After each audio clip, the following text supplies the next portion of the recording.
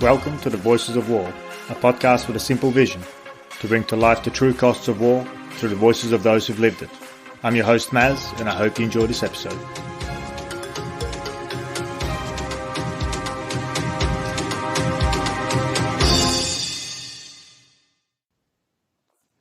My guest today is Dr Ghassan Jawad Kadhim, who is a political advisor, analyst, and expert on politics of the Middle East.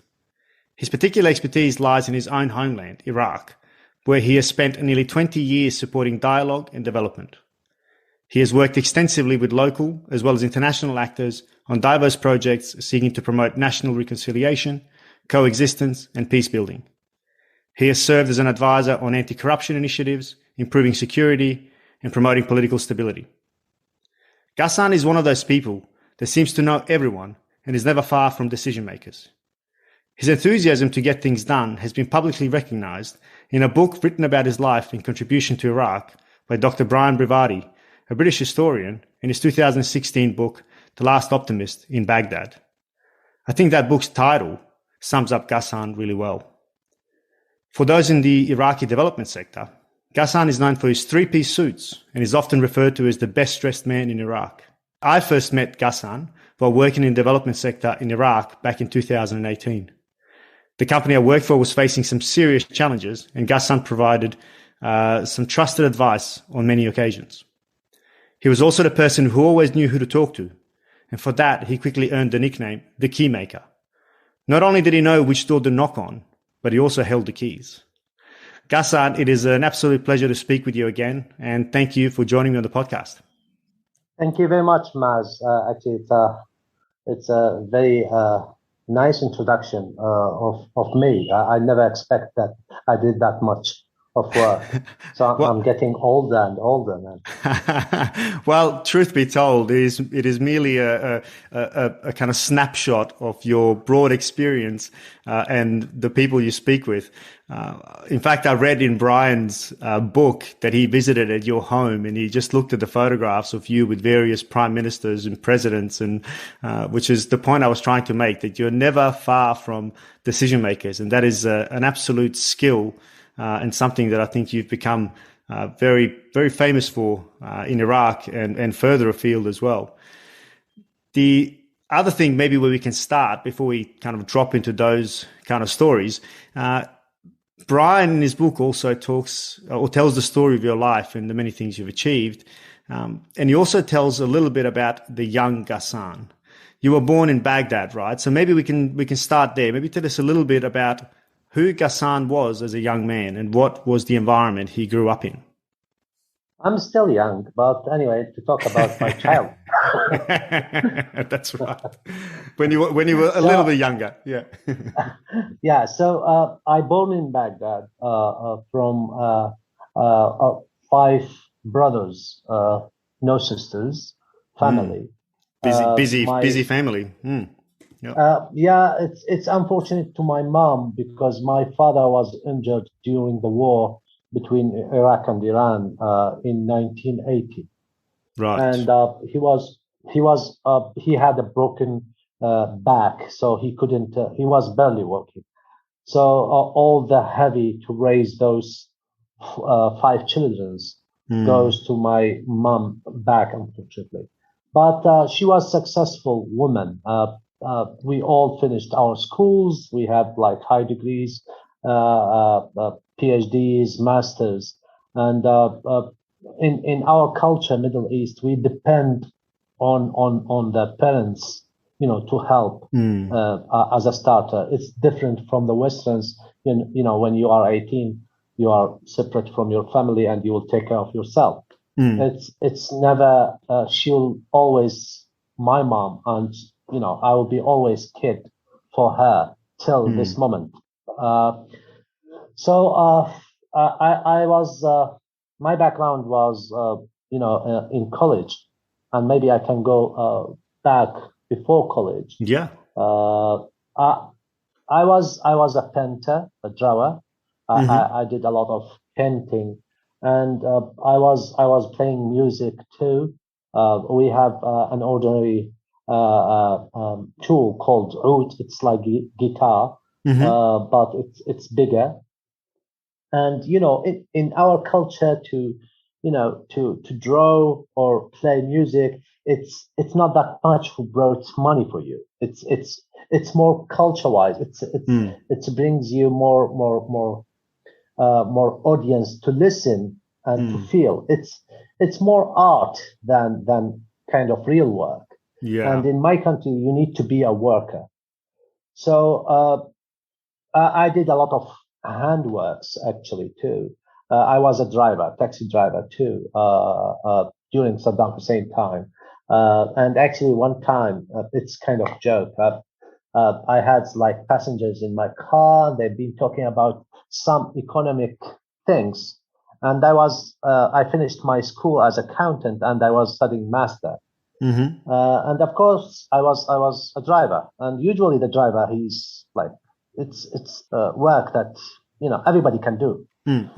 So they thought that it's I was trying to interfere in their discussion, and I gave them like advices how to solve their accounting problems. And they said, "Are you serious? How do you know that?" And I told them, "I have master in accounting. I'm studying master." So it was one of the days that I remember. And one of the other stories, before I got married, because I have love story with my wife for 5 years, and because she's Sunni, I'm Shia, and there's differences, even during Saddam Hussein, they refused my proposal for her. So I was driving my taxi with 4 girls. They are studying in different college, and when they hear that I'm like a lecturer in economic and administration college, they said, "And you are driving?" And they thought, this is to pay the bills.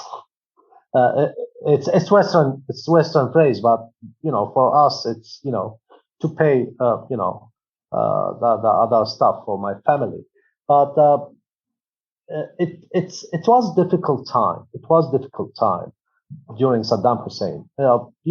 You cannot see kind of a modern cars during Saddam Hussein time. It's just for people who's close to the regime. And because I was like away from that side, I was like just close to people. When the people come together, when I was with them, I will be like the middle guy always. Yeah. Because if there's artists, I will be the artist. We will talk about art and colors, whatever. If there's like a music subject, I will be in the middle. So it became like a key for me every time. There's always someone interested in something, and I will feed that interest, and it will be kind of the bridge to build the relationship.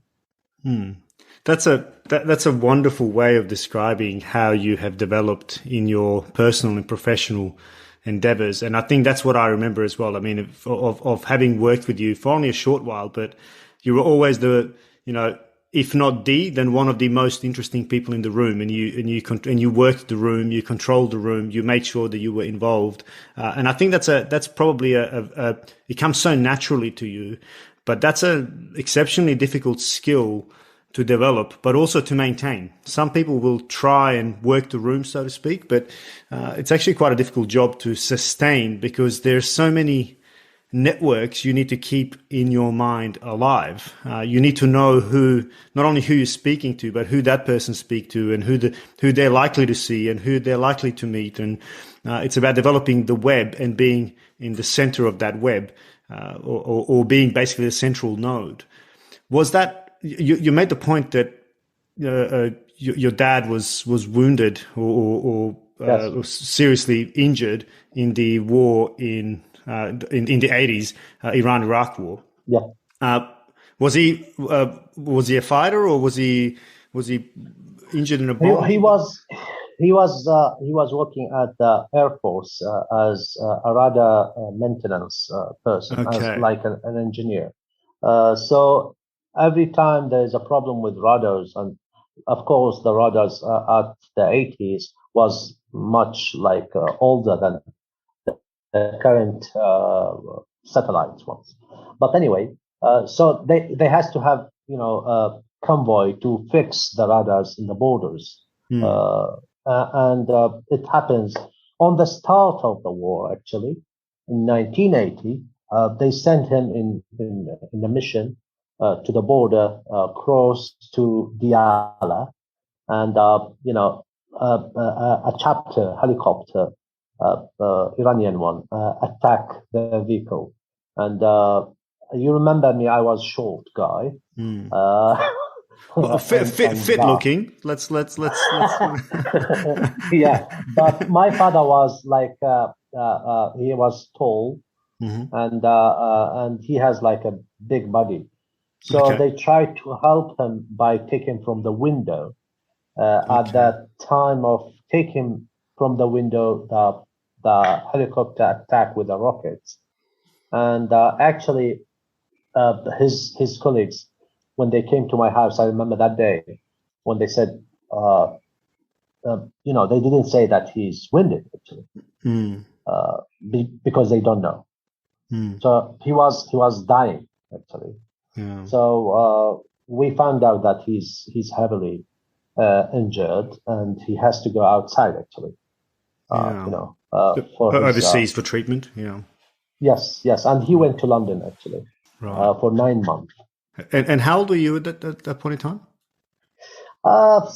6 to 7. Yeah, at that age. The reason I was asking about that is because it strikes me as though you have developed, and Brian talks about this again in the book, a particular level of resilience that is something beyond what we in the West normally understand as resilience. It's almost an ability to adapt to the situation rapidly and make the best out of a pretty horrible situation. And I wonder whether your early exposure to that war and also the situation with your dad, and then of course the situation with your mum, having to then for her to have look after 5 boys, to what extent has that shaped who you then became? Yeah, it's I like Brian approach in his book to my how my character has been kind of developed. I feel that I'm talking about aliens, but anyway, Maz, the character has been built through the years of poorness. We've been kind of in the mid family, but because of my family situation, my father, we felt that we became poor. Yeah. And actually we are 5 brothers, and in culture that we should work, to feed ourselves and to support ourselves and to support our mom. Of course. And there's a lot of challenges at that time during Saddam Hussein time. And there's even family challenges. Sometimes you find some jealous from your family because your family is successful and you already have like issues, and their family, because it's rich, I'm talking about others, they are rich, but they are losers in schools, whatever. So you will find even these stories. Of course. But for me, I tried to build my character, and actually this is the first time that I'm saying that, is to make myself like the mediator. Not in this side, not in that side. I should be always like between, so I will not lose the others. I will keep everybody. So this is how I accepted, the environments and live with it and reflect different things. But during the time, Maz, and I think we did it together, sometimes when we face issue, it's kind of weird and odd for us. But when I try to use like the sponge way, to take all the juice from the environment, I will reflect it differently with adding my points, my policy, to the to the hoster, for instance. And you mentioned you mentioned something. It's kind of, it's not me. I don't want to be like the middle. I don't meant to be on the middle. But I found always when I'm sitting till this moment, when I'm sitting in one room, that the language of other people's, it's like it's waste of time sometimes. They talk in compliments, especially the diplomatic meetings, especially in my job currently. They waste other times by saying like stories and saying some issues, and they don't go to the point. They don't go to touch the point. This is what we want. So let's go to that point and use the rest of the time, especially for meetings, diplomatic meetings. It's 45 to 1 hour meeting. So let's touch on the 10 minutes of the first meeting, the problem, and we can use the rest of the time to solve that problem. What we do on the end of our meeting, we will mention the subject and we will leave it to follow up. And in my opinion, this is not the right way to do. I mean, sometimes in Western side, they bring paper with them, to submit to the decision maker to follow up. In our culture, usually we use the verbal, promises and dialogue. And, people can forget. Yes, there's people attending that meeting, but it's not reflect on paper. And we didn't start with the problem. We started with compliment, and unfortunately, I'm saying with lies. Our country is nice, or whatever. Our city is nice. We don't need, any help. We need definitely that help. So this is my explanation of my way, is to go to the directly to the pain and touch that pain and make it heal, and instead of suffering from that pain. And I mean, again, having spoken to you, I don't know if you got it. Absolutely. No, I can. In fact, I can. It resonates really strongly with me, because in many ways, I can actually empathize with what you're saying. I think I have been shaped and influenced in a similar way, but in very different circumstances. So obviously, as you know, I was born in Bosnia, then fled the war, and my father was wounded in the war, and he stayed behind while we were refugees in Germany. And I think and I was at the age of 10, and even from that time on, I think my role in life became to build bridges between those otherwise divided. And one of the things that what I recognize, what I hear you saying, is the frustration. It is the frustration of the inability of those in power oftentimes to understand what power they actually hold, but rather they tend to oftentimes waste time, waste opportunities, and making people's lives better and stopping pain and suffering through rhetoric, through empty words, through ceremony, through and like you said, even lies. And I think I can really empathize with that. And while my life changed, coming to Australia, which is a different country and peaceful and so on, I still can empathize with that. Although I think you've lived that now for decades.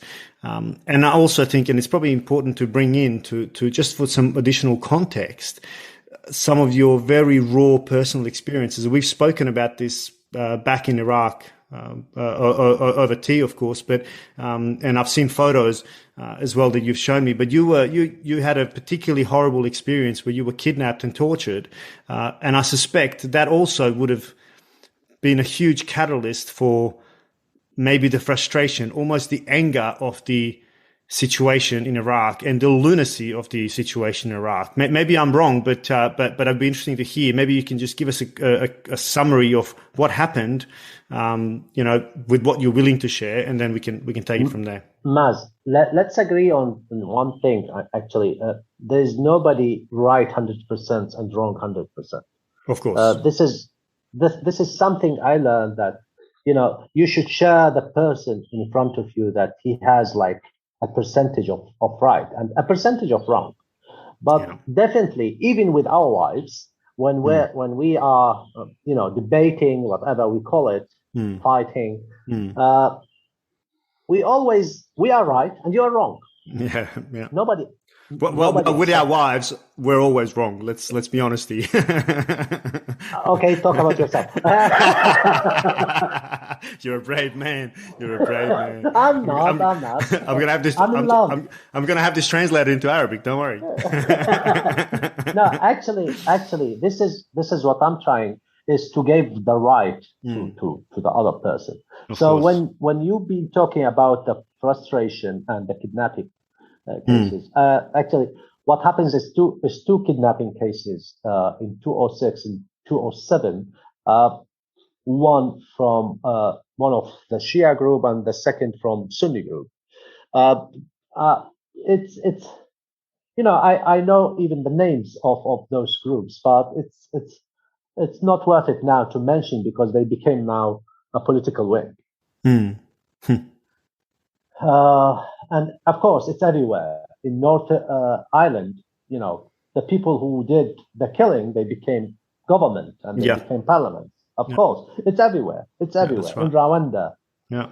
Because there's always time to leave the weapon and to start your political way. But it's unfortunate for us as people that people use us as a plate to reach out to the main meal. Yeah. Unfortunately, they use the people. And in 2006, I was in a coincidence in one of the biggest markets, and I was kidnapped. And at that time, I was working with the International Republican Institute, the American organization. It was my first month in that organization, or 2 months. But I was trained by Blackwater because they trained indirectly some agencies, security agencies, and I'm always asked and chased these kinds of contracts to be part of it, of these contracts, and they did training for security, to avoid kidnapping. And everybody said bad things about Blackwater. They did a lot of bad things. In my perspective, they are doing their job. It's a security company. It's security. They are aggressive. Yes, they are aggressive. But they've been doing their job. It's security, to interpret how to be secure, you will always reach out that you should hold a gun to be secure. So their perspective, their trainings, their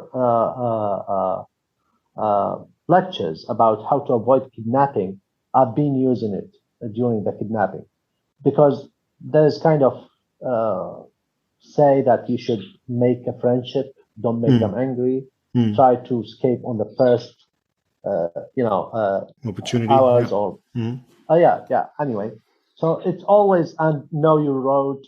It's all I did during the kidnapping, but I couldn't escape because they kidnapped 24 person plus me, and I was the first one. So they've been added on that car. It was a minivan. It's like an ambulance, and they add the rest. So I was between the driver and the rest. So I couldn't escape. Actually, they start beating me from the first break, because when he had a break, everybody will come to the driver, and he will feel like stuck on the steering wheel. So he will start beating the one behind him. And I was lucky to get the first slaps from the driver. I'm saying lucky because it starts with slaps, but it's continue with many torture things, to be hanged upside down, and they broke my shoulder, whatever things happens. But I don't know if it's good word to say that I was stubborn. I was thrown from the car to one of the garbage in the area, and I'm still alive. In 1 week after this. Sorry, just to clarify that, you mean after they finished torturing you and etc., you were thrown out?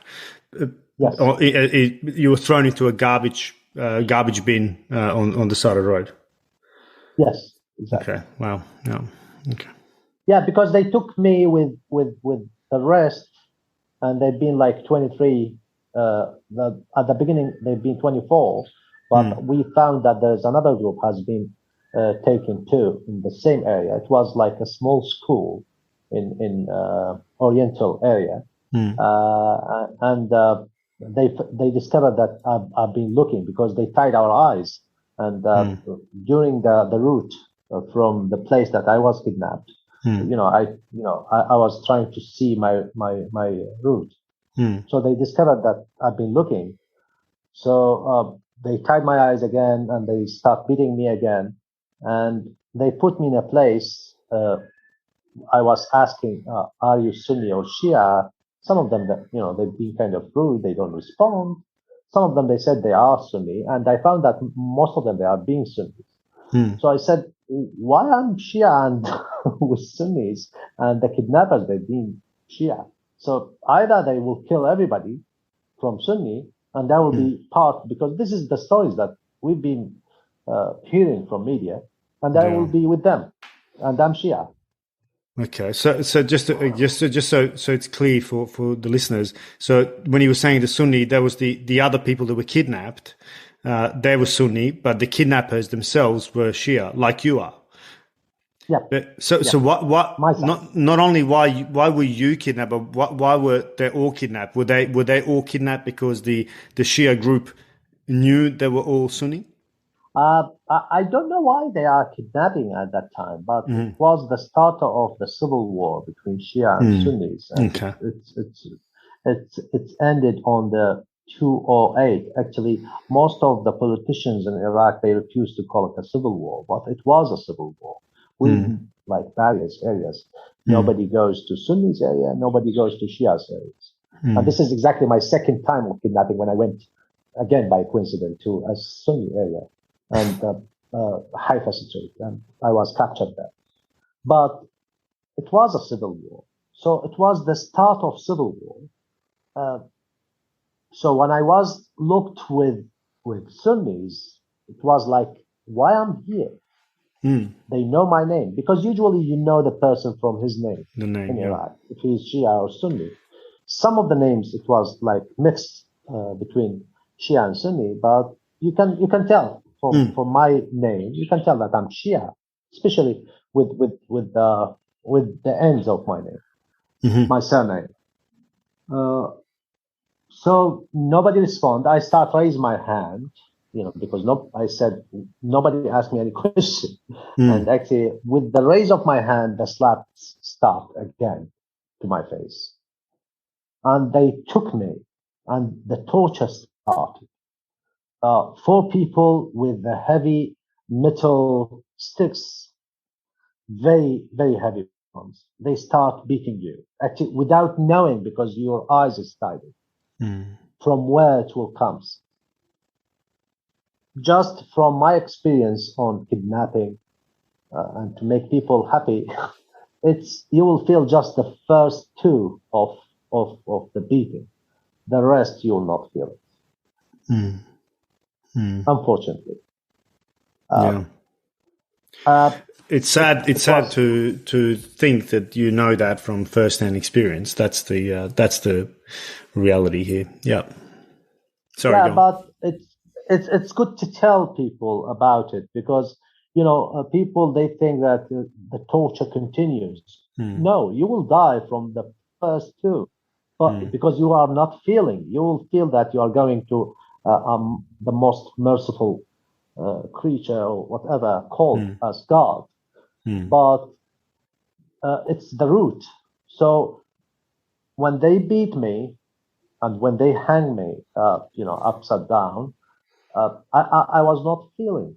Yes, sometimes I yell, but it's not that pain. I mean, it's done. I'm dying, and I start seeing, even because my father was passed away before a year ago. I start seeing my father calling me, and the only idea, and this is again from my training, you should keep ideas in your mind. So I kept one idea. My mom, my wife, and my daughter, Mace, the first daughter. She was 1 year, 2 months, or 1 year something. So I was just seeing them in my eyes, and they decided to put me after a hard torching and a car outside to crash me. I was putting in one of the barriers like Jesus, and car pushed my chest.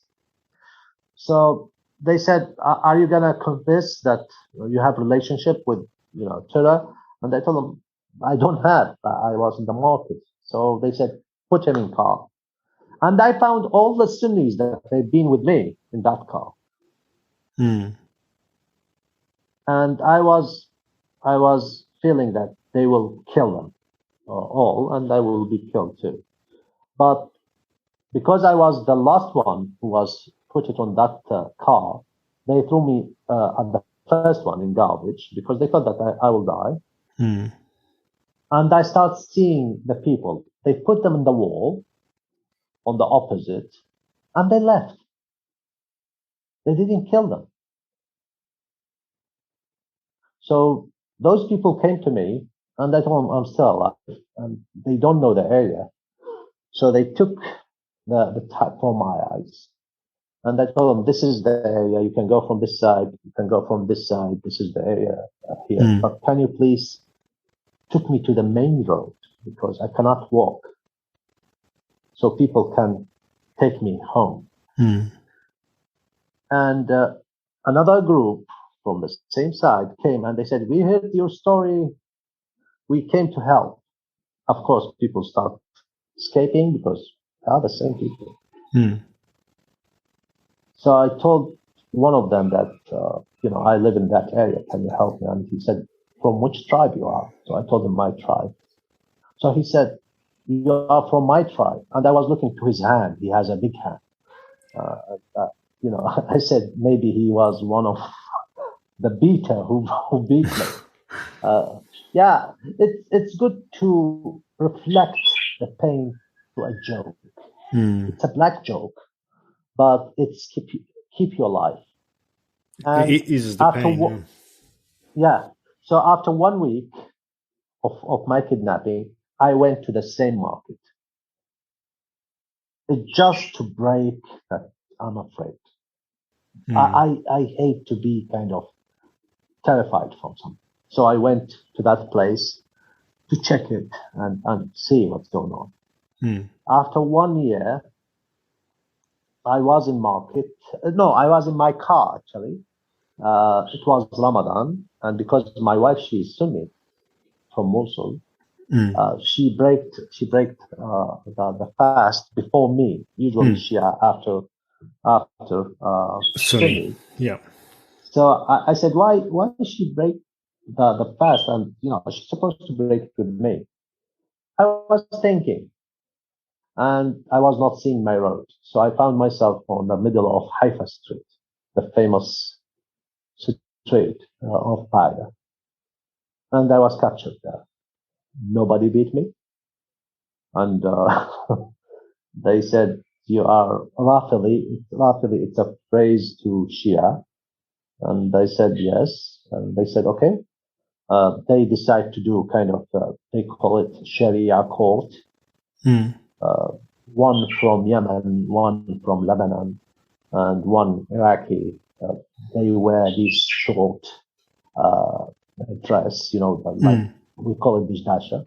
Yeah. And they decide that I'm an unbeliever. And I saw others like kids, women, they've been put it in the walls to, so they can kill us all. Suddenly they heard horns of Humvees, and they said, Americans, Americans, and they left. Nobody even touched me. So they came to me, the interpreter. So I told him I can speak English. I need to talk to the officer. So I told them that I work with IRI, and they took me to IZ for like military investigation or whatever things afterwards. It's 2 cases. It's changed my life. When I returned, my wife, she refused that, I should leave. I will not stay in Baghdad. So I called my HQ in IRI, and they decided to move me to Erbil. And we started another project, tribes projects, to move through villages and cities and tribes of Iraq to gather the tribes together against the Tura and against the civil war. And it was called the Awakening Project. Right. It's from that time, I started my business to be kind of the negotiator, the fixer, if I may say, between others. Yeah. Yes. Absolutely fascinating story. I think there are a number of books in there, but I think it's an interesting segue into the complexity of Iraq, because for most people listening, and while I can empathize, because in Bosnia it's the same, you can tell whether someone is, Serb, Bosniak or Croat by their name. In most Western countries, that doesn't necessarily always make sense, because people look the same. But I think in Iraq in particular, it is a matter of life or death, as you just so eloquently described. What is this is not right. That's not right. I went to Northern Ireland, and I found that they know the families from names. That there have been some killing times through the names of family in Northern Ireland. Because they have clans in Scotland, and they have like families in Northern Ireland. So there've been some Western cases, so they understand, but it's not always obvious to them, Iraq, because usually Iraq and Bosnia and other countries, you will see through the angle of the camera. Yeah. So the media transpose to the audience what the cameraman wants to show, but they are not living. For instance, if someone, not Maz, talking to me about Iraq, he will feel that Iraq is like a hell. It's like Afghanistan. But Maz can describe Iraq differently. It's a beautiful country. It's kind of very kind people. You will live there like, you can walk on streets. You don't need security. But there's always incidents, and incidents happens in New York. Incident happens in London. It always happens. But I don't know why in Iraq it's being exaggerated a lot. But the kidnapping, though, and kidnapping en masse between different religious groups. Yep. Surely that obviously has roots in centuries of Islam that is obviously manifesting in a particularly nasty way in Iraq. And I'm sure there are causes for that. And without getting into the complexity of it, maybe you can draw a picture for us what it is that makes Iraq so complex, and why is it so complex, and why is it so difficult for us to understand. And when I say us, it's the start of the world. It's the start of the world. I mean, the Christianity start from Palestine or Jordan, I think, between Jordan. He born there, but most of the people, most of the believer of Jesus in Iraq, because the start of the world, it's between the two rivers countries. It's Tigris and Euphrates. Yeah. and everything has been invented in that country. The wheels has been invented. Everything has been. It's kind of became like everybody thinks it's their own. For instance, we've been attacked from the Persians. We've been attacked from Turks, the Bedouins. Everyone's attack Iraq because it's the starter of everything. And if you want to be proud, you will say that I'm Iraqi. I born in Soma. I'm Somalian. That means you have that roots to reach out the start of this world. And it became complex because it's like our weather. There's hot weather in this country, and there's a snow in this country. There's a rain and there's a dry. We have a sea, and we have two rivers. We have mountains, and we have like hills. We have everything in this country, and we are oil country, unfortunately, and we have agriculture in this country. So it's different reasons and different characters every time. So people, they are different, but it's not always when you are different, you are weak. Usually when you are different and together, that means you have different ideas. But some of internal, some of the outside, they don't want a stable country in this part of the world. So it's when you divide a country, it's easier to rule, to control. So it's better to divide this country, and they start even divided between Kurdish, Sunni, and Shia, and now it's much worse. Now it's divided between Shia themselves and the Sunnis. They have like different powers. And the Kurds, of course, if you remember, there's a power in Suli and there's a power in Erbil. Of course, yeah. So if you want to reach control, you will divide them more. You will reach out even the houses. You will divide the brothers. One brother belongs to that party, and one brother belongs to this party. And you will start the conflict. Yeah, I find it interesting, and one of the things that maybe I can just pick up on, and you've said it, 2 or 3 times, that how terrible life was during Saddam Hussein's time, but you made the point now that it's even worse now, or it's even more divided now. Did you mean that it's more divided now than before the 2003 invasion, or during Saddam's time, or it is worse now? The division is greater now than when?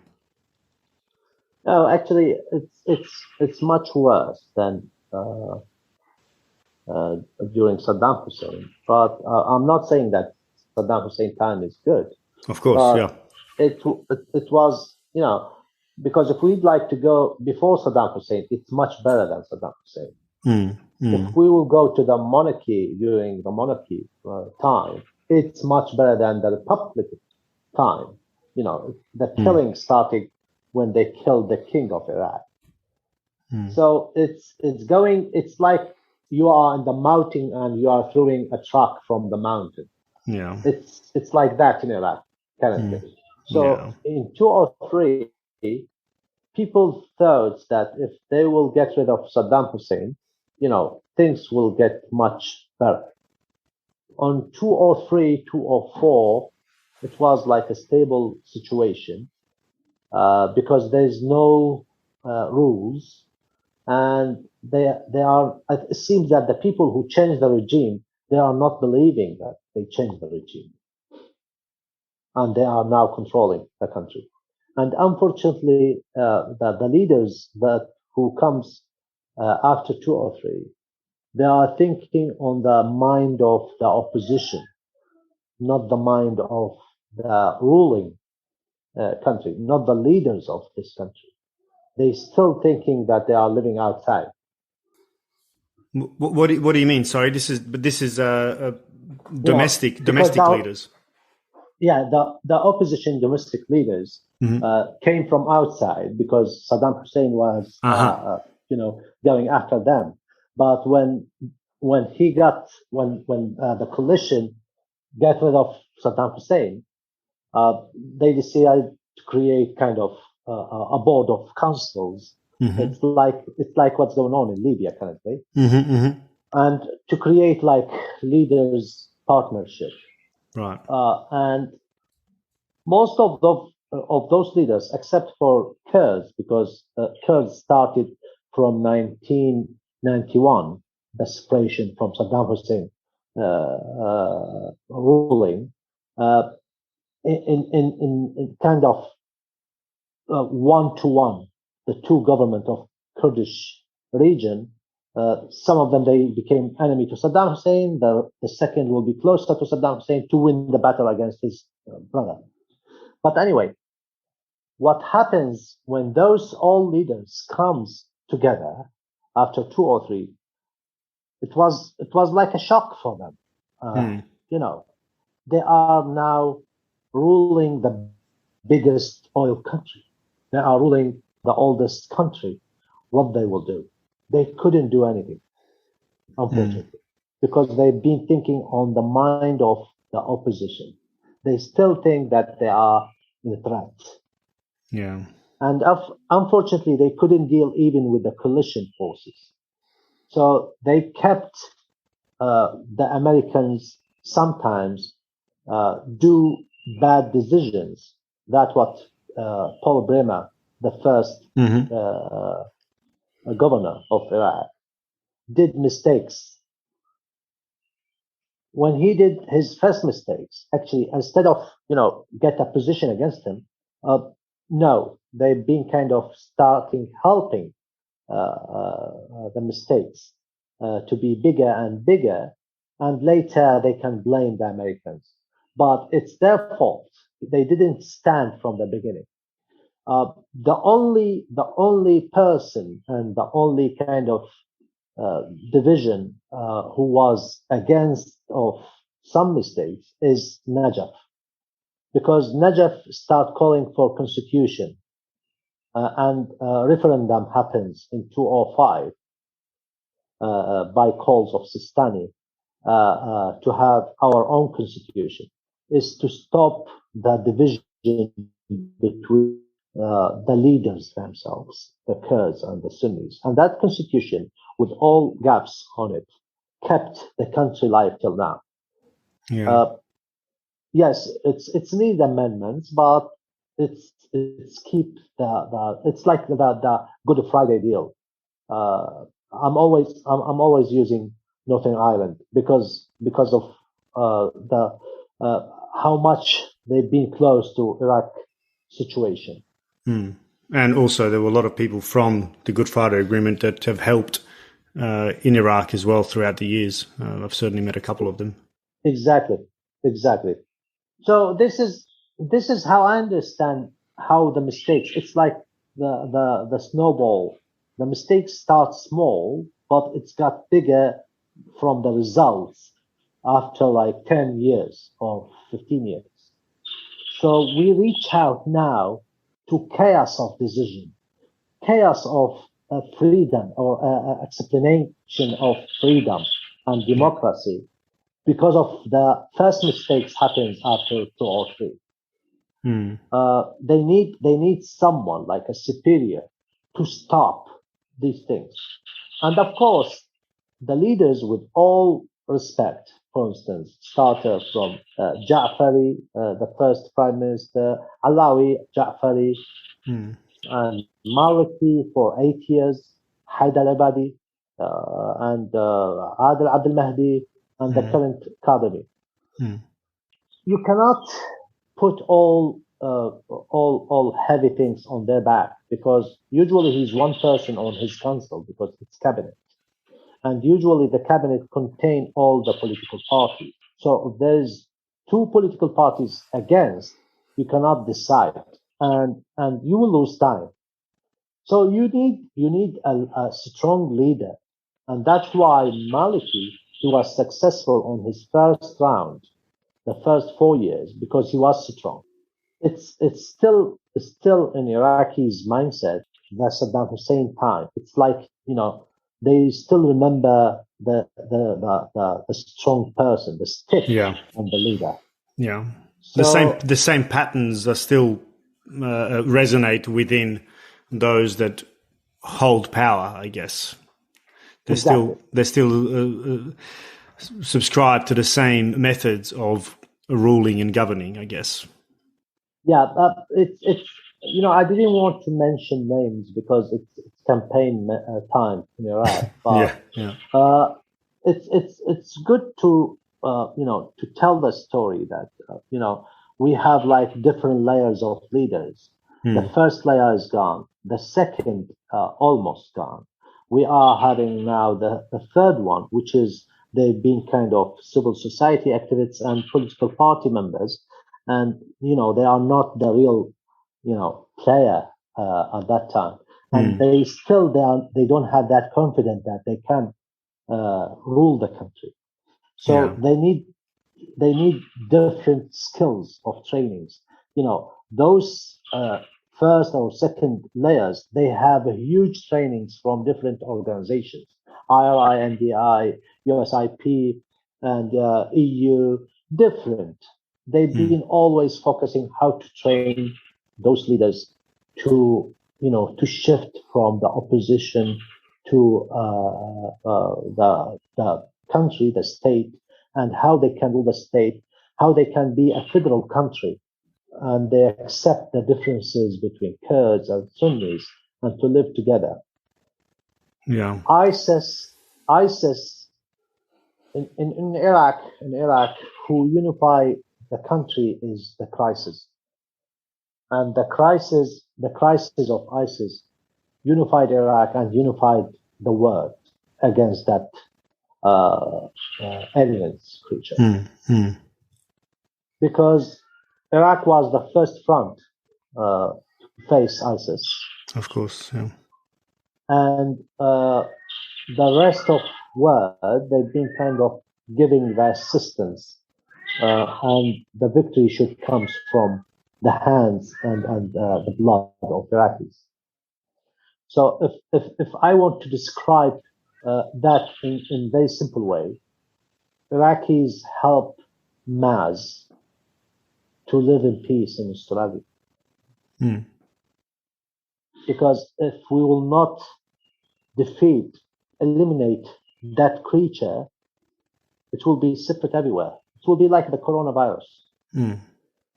Yeah, I mean, but some critics of that might say that wasn't the birth of ISIS also a result of the invasion in 2003 and the lost structures and lost architecture that existed to keep things at bay, and it was the fall and the lack of new structures that allowed for the Sunni fundamentalism to kind of really galvanize. What happens in 203, man? The stealing and the other bombing of things. It's because of the old regime.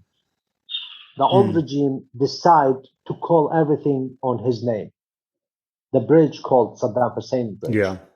The museum called the Saddam Hussein Museum. The sky, actually, even on his end of his years, he start praying for us on TV. We have just two TV channels, and they've been feeding the people even with the prayers. So when they got rid of Saddam Hussein, people start thinking, okay, there's no Saddam Hussein. That means everything belongs to us. Yeah. So the chaos from ordinary people, poor people, happens after 203. Yeah. And the looting, actually, it's the same looting happens in the United States when the campaign happens between Trump and the current president. And the issues happen. Looting happens in the United States. Of course. So it's not reflect just on Iraq case. It's kind of more psycho issue. People, when they feel there's no control, it depends on their nature if they will accept. It's like the old days, the old Neanderthal days. He will go back again to his, real creature, to be monster or to be angel. Some people, they prefer to be angels and stay homes. Some people, no, they decide to change their life. This is the time to change my life. I should steal gold. I should steal whatever things to be sold on market, because no more Saddam Hussein. Yeah, that's right. And it's also, I mean, I've heard it by some other guests mentioned as well. It was also an expression of that freedom. And I think it was also sanctioned by certainly the Americans and the Brits, to allow people to, and I think that the saying was "let them loot." Because it was an expression of freedom, of kind of releasing a vent of the years of oppression under Saddam. It's like Texas days, unfortunately. They use the movies of cowboys, the Americans. But this is just when they start, cleaning the cities. This is the first days of we call it invasion because the UN call it invasion now. Some of Iraqis call it liberation, and that's another division between the countries, by the way. In Iraq, we have three flags. We have Kurdish flag, we have Sunni flag, and we have Shia flag. The Shia is the state, which is with Allahu Akbar. The Sunni is still with stars, the old regime one, because they still think it's Saddam Hussein belonged to them. So they use the same flag. And the Kurds, that with the sun. So country with the three flags, country with two constitution, because there's constitution in Kurdish region, constitution. Country with two parliaments. Country, have all that divisions between them.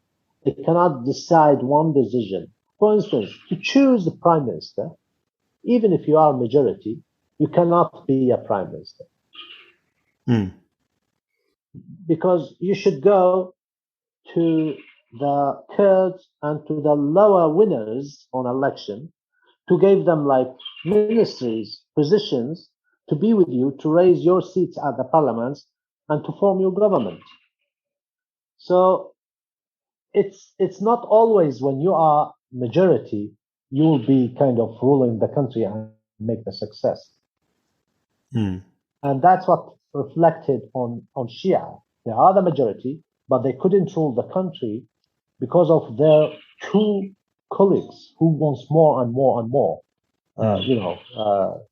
to be part of the government or to build their own region. It's incredible because it's such a similar case to I mean, at least in one example, it's very similar to Bosnia, but I'm sure it's similar to other parts of the world as well, where you have different groups, whether religious or ethnic groups, competing for power, and power is retained through the identity of that group, because the identity, it's first and foremost, and certainly in Bosnia it's the same. I mean, it's the leaders are elected based on their ethnicity or their identity, and therefore it is that identity that gives them their power. If they try to build bridges between the different groups, they will be demonized by members of their own group, because they are potentially giving up on their identity and everything they stood for, everything they've bled for, everything they've died for. And it makes it a very difficult problem when the identity of a group is the very source of, both peace and war.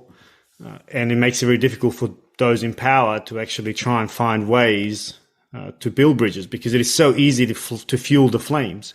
At least in the Bosnian example, and maybe I wonder if it's similar in Iraq. The moment the people have had enough, the moment the people want the country to unite and move forward, those who profit from the division, in other words, those in power, they will start the rhetoric of threats and that the other group is trying to harm you, the other group is trying to take more from us, the other group will come and kill us again, and these kinds of stories to basically keep the people divided. And I don't know if that's similar in Iraq as well.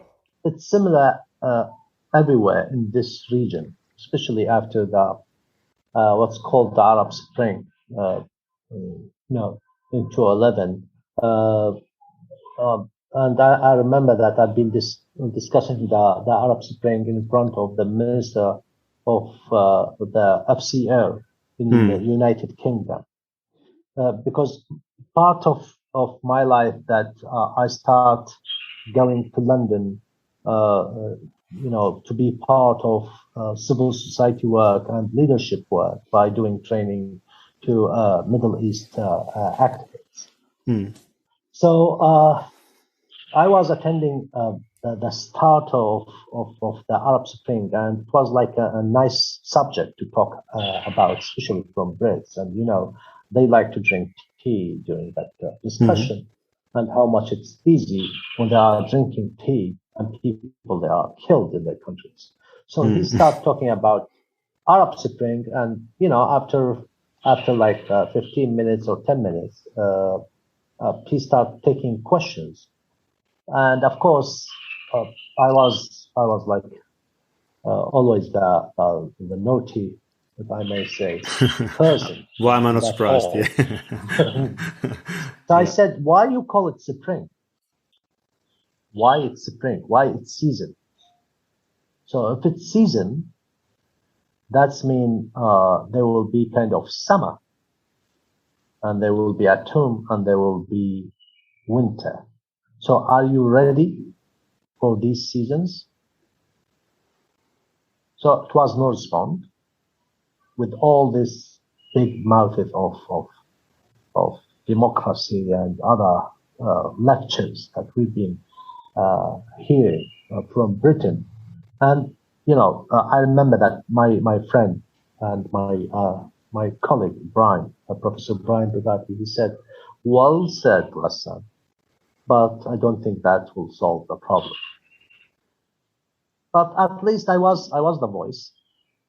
Maybe not the only voice, but I was a voice. I couldn't stay longer for people talking about tragedy in countries, and they are not helping. I mean, they spend millions and millions in first aid. Why you are not spending these millions to stop feeding the groups? From where do you think these groups getting their weapons? From where they get their ammo? This is what happens in Syria, Iraq. How do you think ISIS has been created? How it's feeded? Who helped ISIS to reach out these areas? Why they came through other countries by planes, the foreign fighters from Britain, from EU, from Tunisia, from Africa, from everywhere.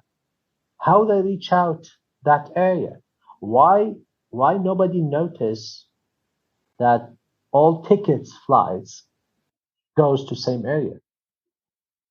Why nobody noticed the financial support going to some offices, and all the financial support, all the financial payments goes to United States first, and and from United States goes to other countries. There's too many whys, but it was invented for a reason. ISIS was, you mean? ISIS and other groups. Yeah. So sorry, just on that, because that's I guess where we started this segment is, because that's where my confusion lies. The way I understand the unfolding or the development of ISIS is that it was a vacuum left behind from the invasion, and now you're almost in a way kind of confirming that by indirectly implying that the world should have seen it, and that it was happening in front of our noses, basically.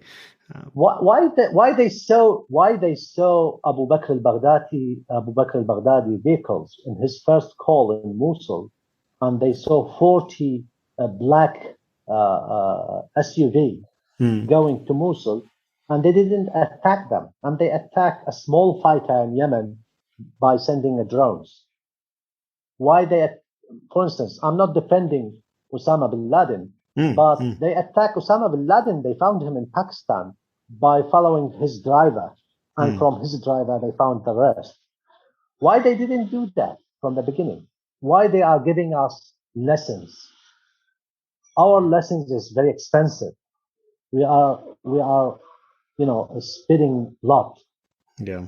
Our house is gone. Our dignity. Some people, they left their areas and they lived in different areas. And in our culture, there's different perspective. They lost their dignity. They lost their houses. There's too many questions. Go to the story of Gaddafi. What happens to Gaddafi? Who killed him? Why is that he was killed in that way? How many countries participate on that? Actually, the root thing now, some countries, they obviously now saying they are part of what happens in Libya. The players. For instance, I will give you another example of what's going on now, because the state in Iraq is in danger because of the Iranian and Turkish competition, if I may say. It's not just Saudi Arabia. It's not just Qatar. It's not the rest. It's the two countries here now who is like physically have forces. I didn't see physical forces for Iran. They have hands or wings, but I saw physical Minister of Defense in Iraqi border, and he was attending some of his forces meetings in Iraq, and the reason he is defending his country from PKK. So, do you think there's PKK in Libya? I don't know. Probably not. I'd imagine.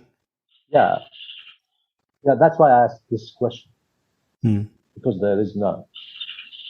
So, the country or the world is going very fast to draw the new map of the world. So it's like after the end of the Second World War, when they start mapping the countries. Now they should map the countries. So who got the feet on the ground, who got the power, he will get more lands. So are you saying that? So where is this? So I suspect is the Kurdish region. That would be the one that's, I guess, contested by Turkey, probably. Is that what you're suggesting? You know what? The Turkish. This is my estimation. Yeah, of course. Yeah. Of course. Yeah. I think what's gonna happen to the Kurdish region is to be kind of secured by Turkish. They will not prefer to be under the Iraqi government because they think that there's some issues between the two countries. And they did referendum before. It was not successful, but they did it. But now I think if there will be more movements, they will prefer to have like a Turkish security. They will feel more secure with Turks. So they will under the protection of Turkey. If I will be Kurdish, I will do that, by the way. That's interesting. For the rest of Sunni, there's a competition between Saudi Arabia, UAE, to have that part of Sunni area. Of course, Iran will not let anyone to come to Daru, which is the Shia part, which is start from Baghdad and the rest. But Iran is not the only player on these areas. So there will be kind of unstable situation on these areas, and that's what happens in 2019 when the demonstration happens. It started from Baghdad to the south, not in north, not in Sunnis areas, and the changes happens just in Shia positions. The government. Yeah. So it's Shia against Shia. So it's revolution against revolution. Shia revolution against the Shia revolution. I'm sure that there's a lot of hands behind these, revolutions, but it's to make it weaker, like what happens when they rule other countries. Yeah. And we will see new map for sure soon. Let's expect it, a new map in Iraq. And we will see new map in maybe in Egypt, in Syria, in Libya. And it seems it started. How do you then read, given what you just said, that Biden, when he met with al-Kadhimi in the White House recently, he's announced the full US withdrawal by the end of this year. How do you read that, given what you just said? He said change. When they said change the forces from combating forces. Yeah, to supporting. That's right. So combat troops will withdraw. Yeah. So that's right. Yeah. So the withdrawal is not obvious to the rest of political analysts. If it's like the combating forces will go, yes, but always the advisor can be shifted to another fighter because he's already advisor or trainer. He's much better than even the fighter. And of course, there's some political parties, they are concerned from NATO too, because it's like another phase of coalition. But it's not like that. The coalition has been created against ISIS for sure. Comparing between both, but it's a footprint. It's a foot. You can always use NATO as an excuse to fly or to fly drones, whatever, to do missions. But even the war has been changed, mass. They've been kind of a unit against unit, the wars. Now it's became like a sticks. You are sitting in your house and you fly a drone in Syria. So you are just watching your screen. You are not feeling the pain. It's became like a game. So even the wars has been changed. They use like a Chinook for a faster combating wars. You don't need to drive for 2 hours, to have a fight. You will use your helicopter. You will have like your good trained forces. They have good equipment, and you will win. It's a special forces. So the war has been changed. Even the name of the war has been changed. And in my opinion, even your program, The Voice of War, we can hear that there's a huge voice of war, but the war in phrase as a name, as a war, has been changed a lot. Yeah. No, I tend to agree with that, and I've spoken to some other people about that because that's very true. So maybe I'll go to a core question here. But given everything we've just talked about, the current situation, and I do want to, and I'm conscious of the time as well, but I do want to kind of talk a little bit about the future as well. But just before we go there, what do everyday Iraqis, or from all persuasions, say about the invasion of 2003? Was it worth it in their eyes? It depends. I mean, first of all, it's very difficult to get like an answer from each Iraqi about his opinion about what happens. But it depends on how much he's closer to the current regime, how much benefits and interest he got from the current regime, and how much pain he got from the current regime too. and how much pain he got from the old regime. Because the old regime, he has too many enemies. So he did a lot of crimes, reflected badly on our people. But after 2 or 3 till now the people now 18 or 19 after 2 or 3 who borns in 2 or 3 till now. So he doesn't know about Saddam Hussein. He knows just those people. So he will say, don't talk about that. I don't know that party. Tell me, what did you do during that period? How much you spend money to build this country? You did nothing. And he compare between Baghdad and Erbil. When he goes to Erbil, it's like a different country. It's a clean. The highways is very clean. The buildings is very high. So why the Kurdish region, and they are part of my country, they are better positioned than Baghdad and the rest of Iraq? Why Basra produce 85% of oil and it's like a desert? And has no power. Exactly. Why this city is giving the money for all, including KRG, and they are suffering. So there's too many questions. So I don't think that we should say that what the Iraqis should say about the old regime, because there's some people, they suffered from the old regime.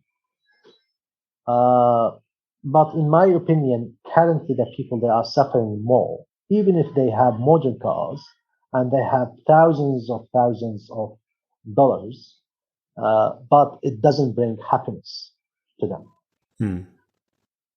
And they start traveling too, not to mention COVID, but at least they start traveling everywhere and in very free way. During Saddam Hussein, you cannot do that because you have to spend a lot of money to get even passport, and nobody accepts Iraqis.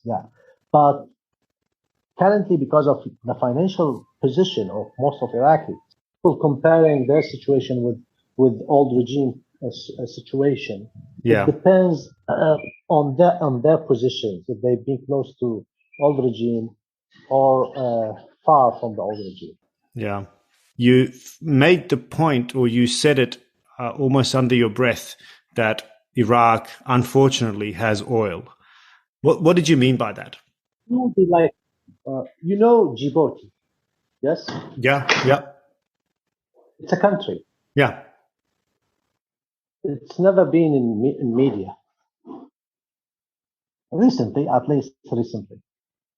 And some countries who doesn't have like oil, because we are a rich country and weak government, even if we will be a strong government, we will be under the screen of others. So because of that oil, we've been punished. So the struggle started with the first invasion of Britain to our country, and they discovered oil. And our disaster started too, because now everybody thinks that they have share of that oil, and people start making more interest of that oil. Shares of our lands has been given to others, expecting that there will be oil, so everybody will have share. So Iraq got smaller and smaller, shrinked to this size because of the oil. Our administration, local one, domestic one, they've been so slow to think much better way to find solution, not to depend just on oil, at least. Because if they will be on oil and it will close our border, like what happened, invaded Kuwait, we stopped selling oil. So the whole country has been suffered under the siege of Americans. And people we lost, according to the UN reports, more than 500,000 kids. Yeah. Because of that siege. And they've been punishing Saddam Hussein, but they are not punishing Saddam Hussein, they are punishing the people. And so it's because of that oil.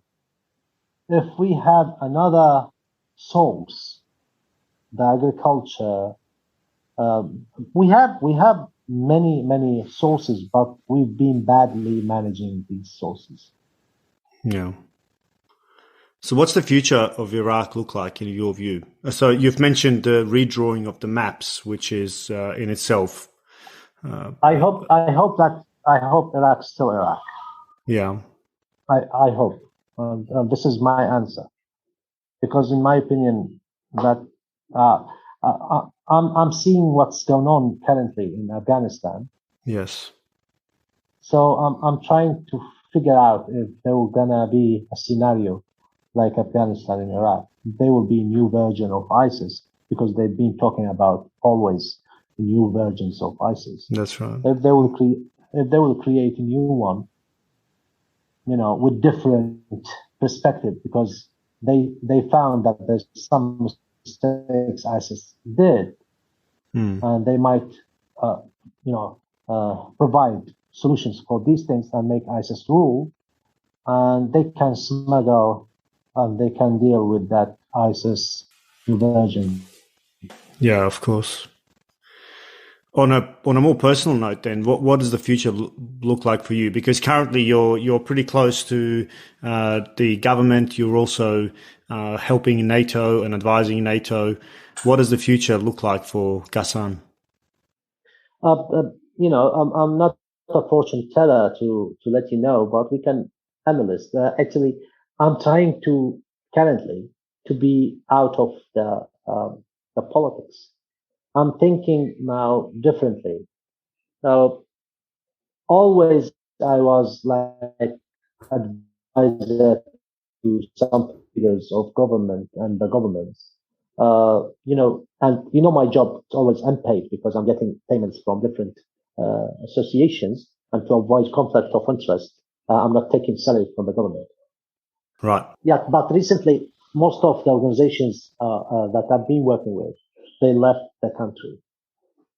So I was hoping to have like a job with decent salary, to support my family and to continue. But it seems that it's too difficult to get that position, because you should be kind of a partisan first, or to be, bribe someone if you'd like a position, or to promise that you will be part of corruption issue on the future. And the three of those things I cannot do. So I was thinking to open my own work as like a PR company between London and Iraq, and provide private work to clients everywhere, Middle East and Iraq. I'll not be that far from politicians, but at least to organize and translate the relationship with government figures. Yeah. So between Iraqi figures and the outside world, is that what you mean? Even locally, between two clients from, for instance, from Sunni, Shia, and Kurdish, right, clients. Right. Okay. If I will have them, I can build that bridge through my work, and make the wheels move, instead of having like obstacles on wheels. Ghassan, I'm very conscious that we've gone past the agreed hour, well and truly past the 1 hour. As always, and it's an absolute pleasure speaking with you. I feel likewise a lot of pain for Iraq. I fell in love with Iraq. I fell in love with people of Iraq when I was there. And even though I was there for only a short while, I really empathize with what people of Iraq are going through. And I take my hat off for people like you who just keep on going. I also got the sense in our conversation that there's a lot of frustration in you. I think you've been at this for a long time. I really wish you that you can still remain your resilience for the sake of Iraq and its people. And I wish you all the best of luck. I think you're a very, very unique person who has very unique skills. And I think Iraq can really benefit from those as can many other places. So I wish you best of luck, and I really do thank you for giving me so much of your time today. I know it hasn't been easy trying to get our connection and everything sorted, but I really do appreciate you giving me so much of your time. Thank you very much. Thank you very much, Maz. I really appreciate the words that comes from you, and actually, I really appreciate our old friendship and the continuance of the friendship. Let's hope that what I've been talking about, the new mapping and other issues, is just a dream. Yeah. And it's a bad nightmare, let's say. Yeah. And things get better. Thank you very much, man. Thank you. Thank you very much. Hope that successful program for you. Absolutely, and I really do wish you all the best, and I really do hope that we can work together again in the future. You're a fascinating individual, and I've learned a lot from you. So until next time we speak, my friend. Thank you very much. I will end it with inshallah.